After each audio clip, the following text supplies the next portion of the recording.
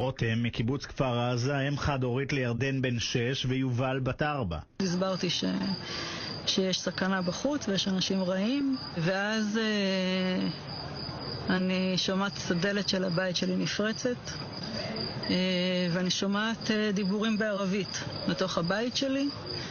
אני מנסה להחזיק את דלת הממ"ד, שהם לא יצליחו לפתוח, אבל כמובן ש6 מחבלים שהיו בתוך הבית שלי הצליחו לפתוח את הדלת. הם ירו כדור אחד על הדלת כדי לפתוח, במזל הדלת נפתחה והכדור רק שרט אותי והמשיך ופגע בארון, והם נכנסים ואני אומרת להם, יש לי פה 2 ילדים. הדבר הראשון שאני אומרת להם, לא, באנגלית. הם מסתכלים ואז אחד אומר לי באנגלית, אל תדאגו.